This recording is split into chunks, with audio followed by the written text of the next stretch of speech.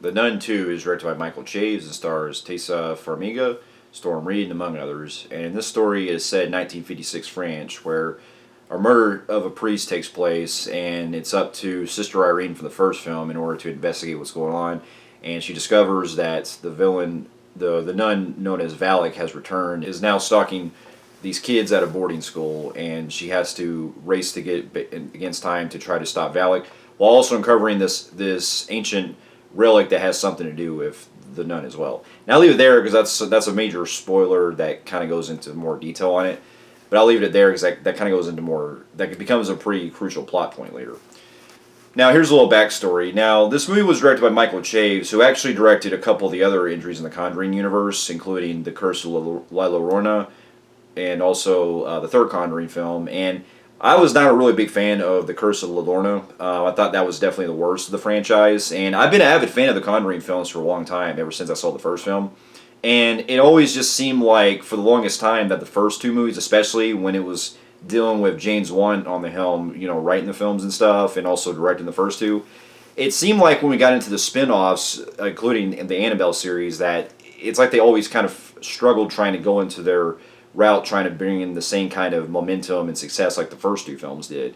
And even when the first Nun came out, I barely remember it because I remember when I first watched it, I was interested with it, but I was very disappointed because knowing how much I liked the demon Valak from the second Conjuring film, it really made me interested in what they were going to do with the character in its own kind of film. But unfortunately, when the first one came out, it was such a big disappointment and was such a... It gave me the same vibes like I did with the first Annabelle film, even though I preferred it over the first Annabelle film. But it still struggled in regard with trying to make it, a good entry into trying to be on the same level as the other films in the Conjuring franchise. And so, with that also being one of those films that just kind of came and went in 2018, I haven't seen it since then. And going into this one, I didn't really have much expectations for because, it was one of those movies that I didn't really know what they would really do with a sequel.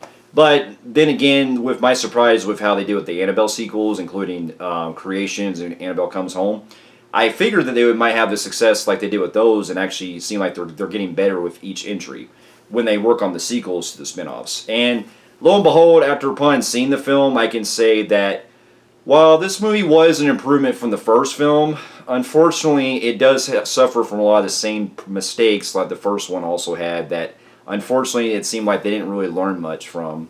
And when they did try to improve certain other aspects of it, it was like they were still struggling on trying to, keep the same kind of horror vibe like the other films in the Conjuring franchise. And so, to get my pros out of the way, I'll say that the performances in this are great. It's great seeing Tessa Farmiga again playing the role of Sister Irene. And it's really funny how they've got the main woman, Vera Farmiga, in the main Conjuring films and stuff, and her sister's playing in a spin-off in her own franchise. And so I thought it was a really unique casting with that, even though these are from two separate time periods and timelines and stuff. But she was great. She's definitely the heart of this movie, both this one and the first one. And there's a really good, interesting arc with her character that I really enjoyed with the way it plays, where it goes into some backstory with her character later on. And it becomes a really big point, especially when we get a payoff in the end with the climax with her character. So I thought she was great. And then, the rest of the cast is good. The biggest one surprising that I was actually surprised with was the returning character of Frenchie from the first film. Now, if I remember, I wasn't really too big on that character from the first film because I thought he was really annoying as fuck in the first one. But here, with him kind of more, toning it down and stuff, and him having to, try to be getting close to the little girl at the boarding school and also the teacher and stuff, I thought it was really genuine with the way it was going along, and he really definitely was a lot more better as a character in this one compared to the first one that I enjoyed. And so he was great. And then on top of that, some of my other pros I'll say is that the movie does have some good moments of building tension up when it's right. And there are some creepy parts here and there that do work for the most part, that do work at times, especially the scene with the magazine stand. There was a couple of brutal deaths that I was really thrown off with, especially in the beginning, that I didn't really see coming. And then the whole overarch with them having to try to find this relic and stuff, I thought it was an interesting way of trying to build into of the story, and it kept me really more invested compared to the first film because I barely remember what the plot was in the first film, so it was good that with this one I was able to still keep myself engaged, especially when it gets to the second half. And then on top of that, the score is good too, and you also have like some really good moments where it shows Valak in the background and stuff. Those are the moments that I really did like from the first film, and they really do shine here, especially when you see like paintings and stuff like that. The moments where you can see like Valak like kind of in the background and just kind of lurking around, and when the camera, does the typical swooping and where it disappears and stuff, that still works for the most part.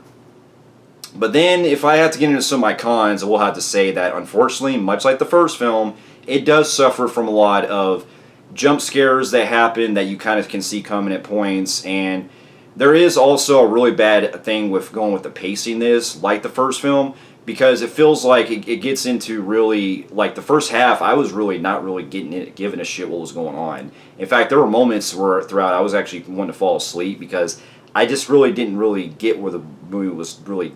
I really wasn't really caring where the movie was going with, especially when, it builds up a lot of stuff that I'm supposed to be really getting myself more invested on, but I just felt like I was really not really getting it until it gets into the second half. Especially there's a point in the second half that I'll give it credit for. They introduce another entity that I can't go into spoilers on, but it takes into some good effect of what happens later with the film.